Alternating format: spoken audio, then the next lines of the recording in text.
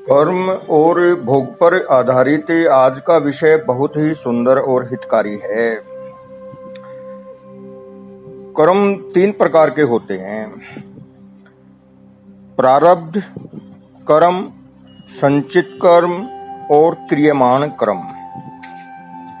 किए हुए शुभ, अशुभ और मिश्रित कर्मों में से फल देने के लिए सम्मुख हुए कर्मों का नाम प्रारब्ध है, जो सुख दुख के निमित्त भूत, जाति, आयु और भोग दिया करते हैं। संचित उन कर्मों का नाम है जो अनेक जन्मों में और इस जन्म में किए हुए कर्म हैं और जो भोग देने के लिए सम्मुख नहीं हुए हैं पर कर्माशय में इकट्ठे पड़े हैं। कर्माशय से मतलब होता है संस्कार, अंतःकरण में पड़े संस्कार। खैर, क्रियमाण उन कर्मों को कहते हैं जो वर्तमान में शुभ, अशुभ और मिश्रित कर्म फल आसक्ति और कर्तापन के अभिमान पूर्वक किए जाते हैं। इन कर्मों को पुरुषार्थ भी कहते हैं। मीन्स जो हो रहा है, जो किया जा रहा है। किंतु जो कर्म फलासक्ति और कर्तापन के अभिमान से रहित होकर किया जाता है, वह कर्म वास्तव में कर्म ही नहीं है। इसके संदर्भ में गीता का 4 अध्याय का 20वां श्लोक कहता है,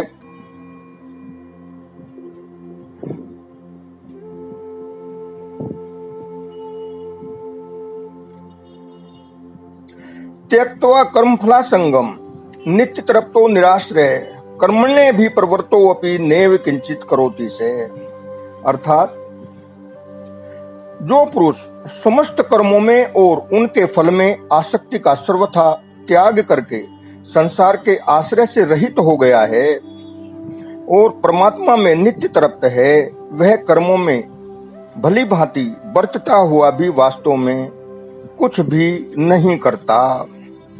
इसके अलावा भी 18वें अध्याय के 17वें श्लोक में कहा गया है, यस्य न अहंकृतो भावो बुद्धिर यस्य न लिप्यते हत्वापि स इमान लोकान हंति न निबध्यते।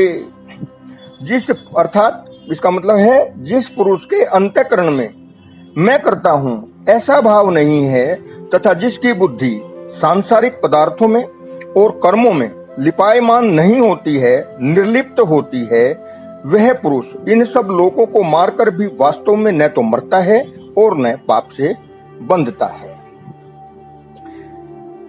इन तीनों में संचित के द्वारा विभिन्न प्रकार की शुभाशुभ स्फुरणाएं होती हैं।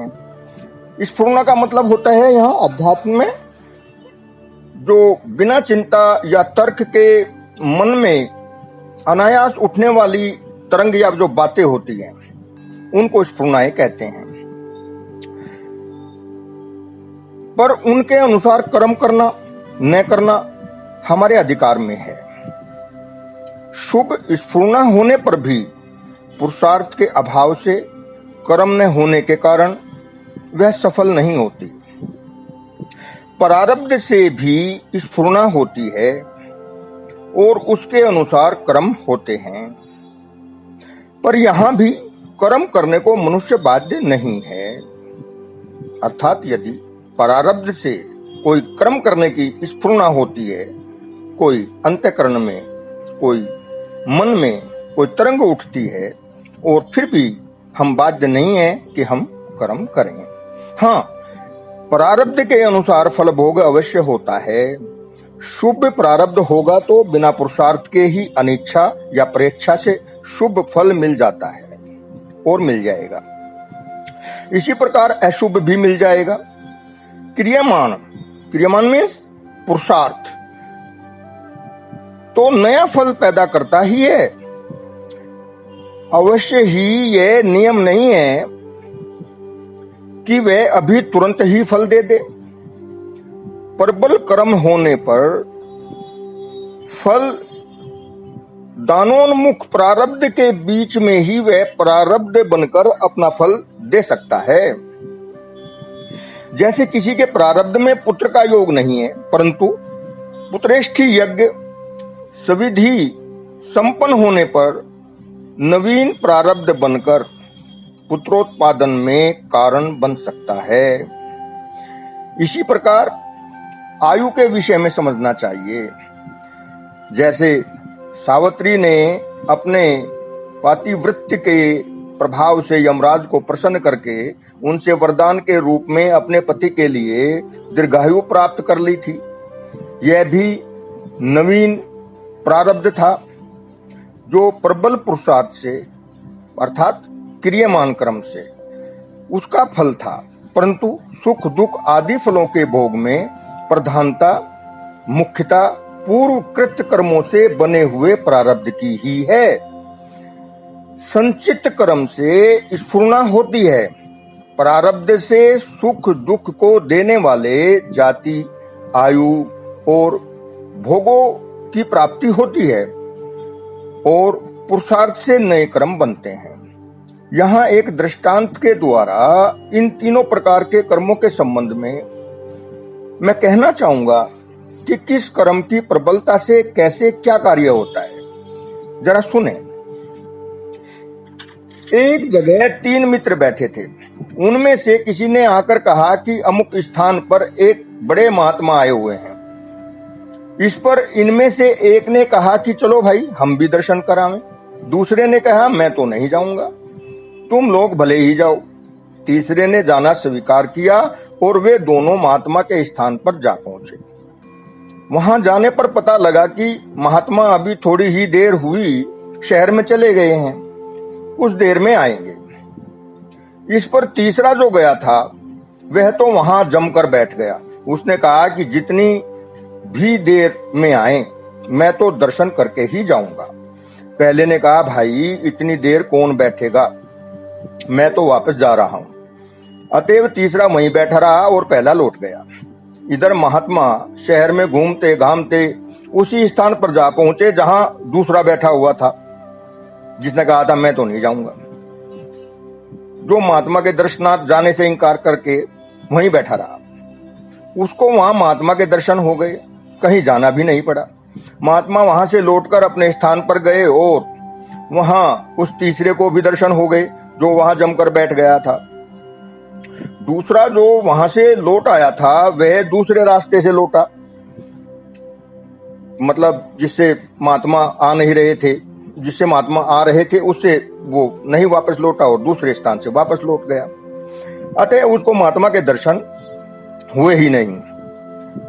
इन तीनों में पहले का तो शुभ संचित प्रबल था, जिसने महात्मा के पास जाने की इच्छा प्रकट की, परंतु पुरुषार्थ की कमी से वहां जाकर भी वह बैठा नहीं, वापस चला आया, वापस लौट गया। दूसरे का शुभ प्रारब्ध प्रबल था, तीव्र था, जिसने घर बैठे महात्मा के दर्शन करा दिए। और तीसरे का शुभ पुरुषार्थ प्रबल था, जिसके कारण वह दृढ़तर होकर वहां बैठ गया और दर्शन करके ही लौटा। इस प्रकार संसार में 4 पदार्थ हैं। देखिए, धर्म अर्थ काम और मोक्ष आप सभी परिचित हैं। मैं कहता हूं धर्म और मोक्ष की सिद्धि में तो पुरुषार्थ प्रधान है और अर्थ और काम की सिद्धि में प्रारब्ध प्रधान है। मतलब अर्थ और काम जो है वो प्रारब्ध से मिलते हैं। अज्ञानी लोग धर्म और मोक्ष को प्रारब्ध पर छोड़ देते हैं। वे धर्म और मोक्ष से वंचित रह जाते हैं, क्योंकि धर्म का पालन और मुक्ति का साधन नवीन कर्म है, पूर्वकृत कर्मों का फल नहीं है। मनुष्य का उत्तम स्वभाव और उत्तम संचित कर्म प्रेरक होने से सहायक हैं। प्रारब्ध कर्म बीमारी आदि जो अप्रिय के संयोग और प्रिय के वियोग को निमित्त बनाकर कमजोर आदमी के लिए धर्म और मोक्ष के साधन में बाधक हो जाते हैं एवं कहीं सत्संग आदि के संयोग से सहायक भी हो जाया करते हैं, किंतु धर्म के पालन और मोक्ष के साधनों में मुख्य हेतु प्रयत्न ही है, अर्थात पुरुषार्थ ही है, क्योंकि धर्म का पालन और मुक्ति का साधन अपने आप होना संभव नहीं है। इसलिए मनुष्य को धर्म के पालन और मुक्ति के साधन के लिए महत कृपा का आश्रय लेकर कटिबद्ध हो तत्परता से चेष्टा करनी चाहिए। प्रारब्ध के विषय में मैं फिर कहना चाहूंगा, मूर्ख मनुष्य अर्थ और काम की सिद्धि के लिए झूठ, कपट, चोरी, व्यभिचार आदि विभिन्न प्रकार के पाप करते हैं, किंतु उससे कुछ नहीं मिलता। जो कुछ मिलता है वह उसके पूर्व के प्रारब्ध से ही मिलता है, और वह बिना पाप किए भी अवश्य मिलेगा ही। मनुष्य प्रयत्न पूर्वक पाप करता है, पर उसका फल जो दुख है उसे भोगना नहीं चाहता, किंतु अनेक प्रतिकार करते हुए भी, प्रतिकार मीन्स विरोध करते हुए भी, अस्वीकार करते हुए भी उसे पाप का फल दुख जो है वो भोगना ही पड़ता है। जिस प्रकार पाप का फल दुख अनेक प्रतिकार करने पर भी, अस्वीकार करने पर भी नहीं रुकता, उसी प्रकार पुण्य का फल अर्थ और काम रूप सुख भी बिना प्रयत्न किए ही प्राप्त होगा। प्रयत्न तो केवल निमित्त मात्र है, क्योंकि अर्थ और काम की सिद्धि में मुख्य हेतु प्रारब्ध ही है। जो कुछ प्राप्त होना है उससे अधिक तो होगा नहीं, और जो होना है वह प्रतिकार करने पर भी रुक नहीं सकता। अतएव अर्थ और काम की सिद्धि के लिए बात कही गई है, सिर्फ अर्थ और काम की सिद्धि के लिए, धर्म और मोक्ष के लिए नहीं। इसलिए अर्थ और काम की सिद्धि के लिए पाप करना निरी मूर्खता है। देखो, मनुष्य अज्ञानवश अर्थ और काम को पुरुषार्थ के अधीन मानकर उनकी सिद्धि के लिए अपना जीवन लगा देते हैं तथा नाना प्रकार के पाप करके आसुरी योनियों और नरकों में गिरते हैं।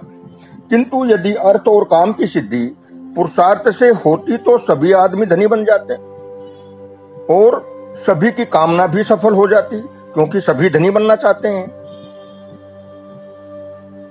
और सभी को अपनी कामनाओं की पूर्ति की इच्छा भी है। पर ऐसा देखने में नहीं आता। कहीं कहीं पूर्व के प्रबल प्रारब्ध से,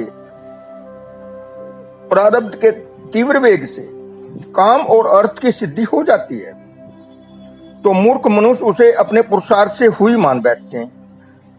परंतु यह बात गलत है, यह विवेक की बात नहीं है। इसलिए मैं कहना चाहूंगा, मनुष्य को अर्थ और काम के प्राण होकर अपने मनुष्य जीवन को नष्ट करना उचित नहीं है। प्रारब्ध का भोग 3 प्रकार से होता है, अनिच्छा से, परीक्षा से और स्वेच्छा से। मनुष्य न तो मरना ही चाहता और न दुख ही भोगना चाहता है,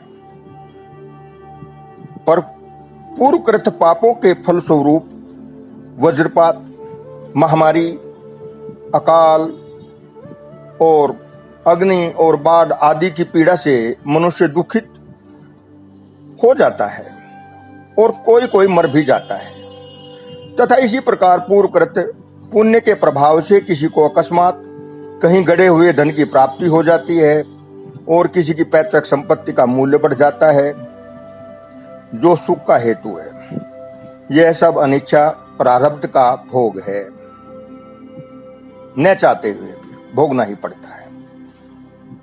पूर्वकृत पहले किए हुए पापों के फलस्वरूप दुख के हेतु भूत, चोर, डाकू, जंगली जानवर आदि के द्वारा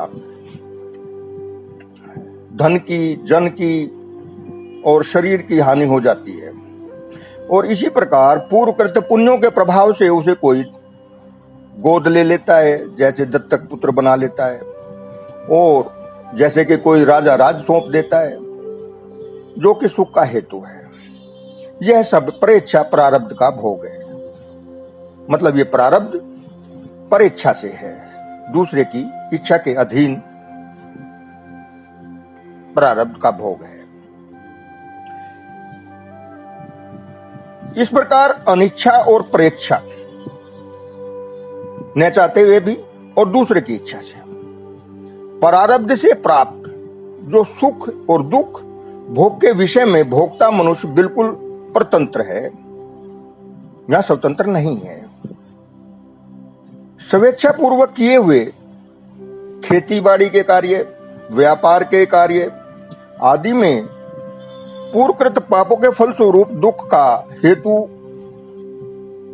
भूत नुकसान लग जाना और अपने कुटुंबीजनों के रोग आदि की निवृत्ति के लिए किए जाने वाले दवा आदि, औषधि आदि उपचारों का विपरीत परिणाम होना और इसी प्रकार पूर्वकृत पुण्यों के प्रभाव से सुख के हेतु भूत, स्त्री, पुत्र, धन, घर, गृह आदि की प्राप्ति के लिए इच्छा पूर्वक किए हुए प्रयत्न की सफलता का होना, यह सब स्वेच्छा प्रारब्ध भोग है। इस प्रकार से इस जन्म में जो प्रारब्ध का भोग होता है वह अधिकांश में तो पूर्व जन्म में किए हुए कर्मों का ही फल होता है, किंतु कोई कोई इस जन्म में किया हुआ बलवान क्रियामान कर्म भी, पुरुषार्थ भी तुरंत प्रारब्ध बनकर इसी जन्म में फल देने के लिए प्रस्तुत हो जाता है। जैसे कोई पुरुष पर स्त्री गमन आदि पाप कर्म करता है तो उसके फलस्वरूप उसे उपदंश जैसे सुजाक, धातु क्षय आदि बीमारियां हो जाती हैं। और इसी प्रकार कोई स्त्री, पुत्र, धन आदि की प्राप्ति और रोग की निवृत्ति की कामना से जैसे कि यज्ञ, दान, तप रूप पुण्य कर्म विधि और श्रद्धा पूर्वक करता है तो उसके फलस्वरूप उसे उपयुक्त दृष्टि की प्राप्ति हो जाती है, उपयुक्त इष्ट की प्राप्ति हो जाती है, हित हो जाता है। परंतु जो मनुष्य आत्मोद्धार के लिए भक्ति, ज्ञान, वैराग और निष्काम कर्म आदि साधनों का तत्परता से अनुष्ठान करता है, उसे तो उसके फलस्वरूप इसी जन्म में शीघ्र ही मोक्ष की अर्थात भगवत प्राप्ति, ईश्वर प्राप्ति प्रत्यक्ष ही हो जाती है।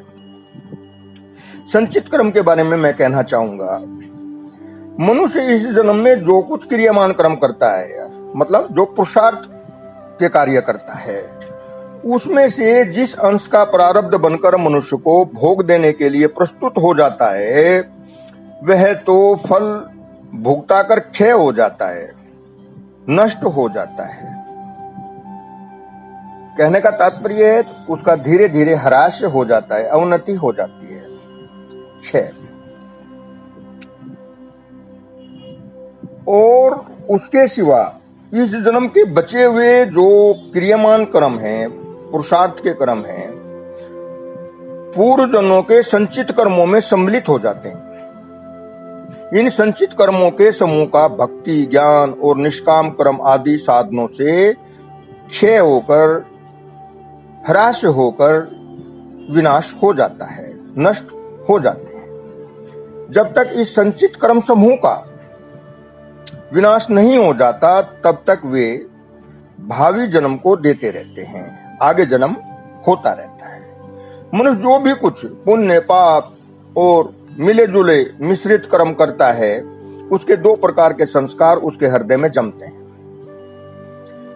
जैसे नंबर 1 सुख दुख आदि जो जाति, आयु, भोग को देने वाले हैं, और नंबर 2 सात्विक, राजस, तामस, वृत्ति रूप संस्कार जो कि स्वभाव को बनाने वाले हैं।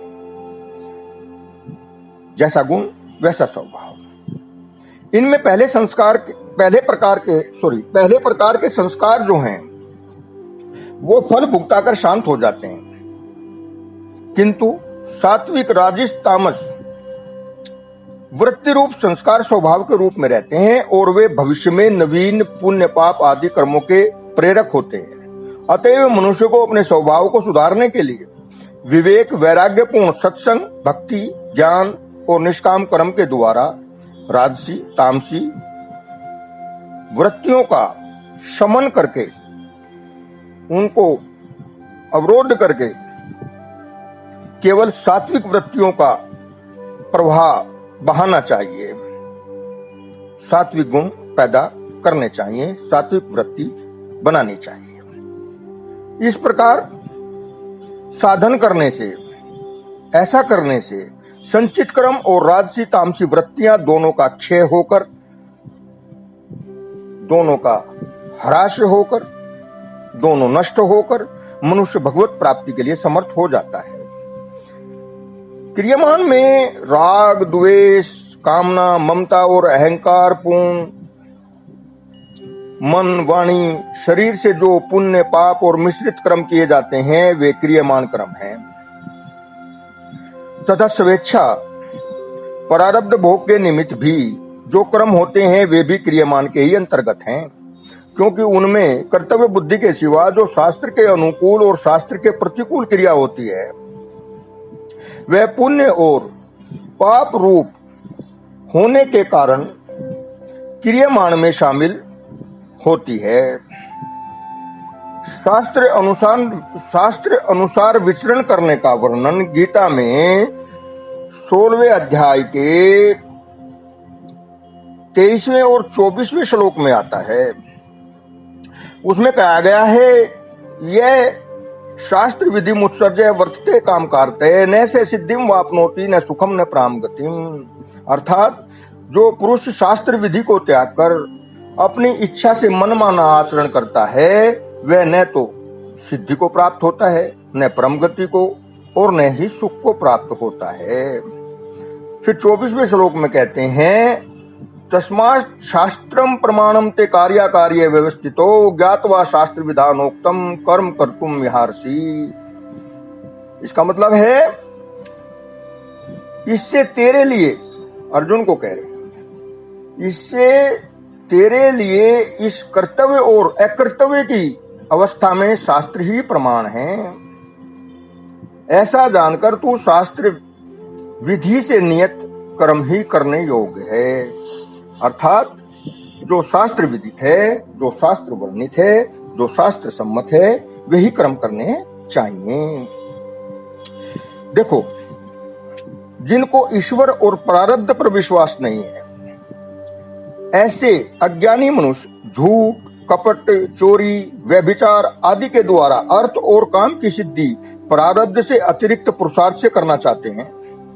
उनकी वह सिद्धि प्रारब्ध से अतिरिक्त तो हो ही नहीं सकती। जो कुछ प्राप्त होता है प्रारब्ध के अनुसार ही होता है, परंतु वे शास्त्र विरुद्ध क्रिया करके व्यर्थ ही पाप के भागी होते हैं। किंतु जिनको ईश्वर और प्रारब्ध पर विश्वास है वे कोई भी पाप क्रिया न करके शास्त्र अनुकूल कर्म करते हुए सत्य और न्याय पूर्वक ही अर्थ और काम की सिद्धि चाहते हैं। वे भारी आपत्ति पड़ने पर भी, कष्ट और मुसीबत आने पर भी सत्य, न्याय और धर्म से विचलित नहीं होते। अतः प्रारब्ध के अनुसार उनका कार्य तो सिद्ध होता ही है। वे पुण्य के भागी भी होते हैं और निष्काम भाव से करने पर तो परम कल्याण को प्राप्त हो सकते हैं। देखो, जो कर्म राग, द्वेष, कामना, ममता और अहंकार से रहित होकर किए जाते हैं, या कहिए कि भगवान को अर्पण करने की बुद्धि से किए जाते हैं, वे कर्म वास्तव में कर्म ही नहीं है। इसलिए वे भी क्रियामान में शामिल नहीं होते, पुरुषार्थ में शामिल नहीं होते। और सौपन में होने वाली मानसिक क्रियाएं जैसे वे भी क्रियामान में शामिल नहीं होती, पुरुषार्थ में शामिल नहीं होती, क्योंकि वे समझ बूझ कर की हुई नहीं है। उनमें कर्ता निंद्रा के वशीभूत होने के कारण स्वतंत्र नहीं है, अर्थात परतंत्र है। इसलिए वे अनिच्छा और स्वेच्छा संयुक्त रूप से प्रारब्ध भोग में ही शामिल हैं। प्रारब्ध कर्म तो मनुष्य को भोगने ही पड़ते हैं, अतः वे भोग भुगताकर क्षय हो जाते हैं, नष्ट हो जाते हैं, तथा जो बचे रहते हैं वे परमात्मा की प्राप्ति में रुकावट नहीं डालते। भगवत प्राप्ति के बाद भी वे प्रारब्ध से होने वाले सुख दुख आदि के निमित्त शरीर में होते रहेंगे। अतः उनके रहने से हमें कोई हानि नहीं है। विवेक और वैराग्य पूर्वक सत्संग, भक्ति, ज्ञान और निष्काम कर्म आदि साधनों का प्रारब्ध और संचित और क्रियमान तीनों का नाश होकर प्रभु प्राप्ति हो जाती है, परमेश्वर की प्राप्ति हो जाती है। और परमात्मा प्राप्त पुरुष व्यक्ति में संचित कर्मों का तो अत्यंत अभाव है ही, और क्रियमान कर्म उनके लागू नहीं पड़ते, क्योंकि उनमें होने वाली क्रियाओं में राग, द्वेष, कामना, ममता, अहंकार आदि विकारों का अब अत्यंत अभाव हो जाता है। इसलिए उनके कर्म ही नहीं है, वे कुछ करते हुए भी नहीं करते। इसके अलावा उनके द्वारा जो प्रारब्ध से होने वाली घटनाएं हैं, उनमें राग द्वेष का अभाव होने के कारण कोई भी सुख दुख का भोगता नहीं रहता। इसलिए उनके प्रारब्ध कर्म रहते हुए भी न रहने के ही समान हैं।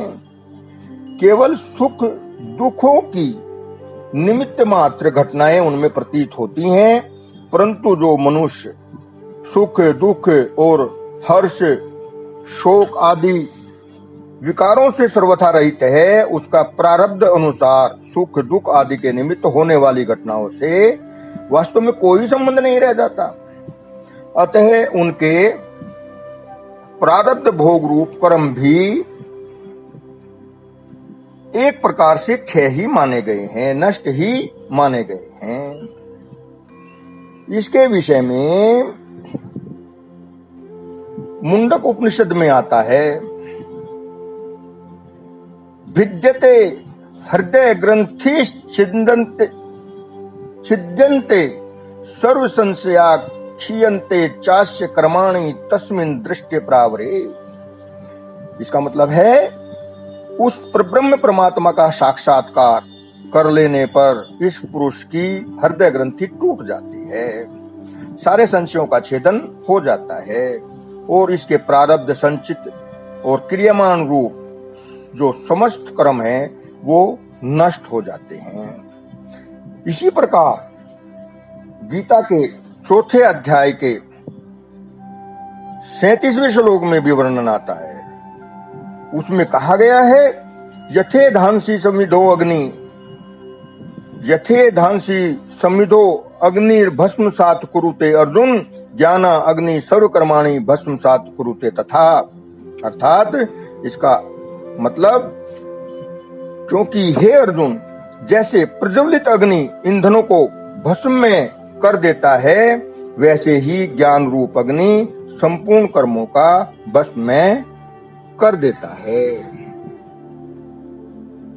इसलिए मैं कहना चाहता हूं कि परमेश्वर की ओर अग्रसर होते हुए परमेश्वर प्राप्ति के लिए प्रयत्न करना चाहिए, सात्विक गुण बढ़ाने चाहिए।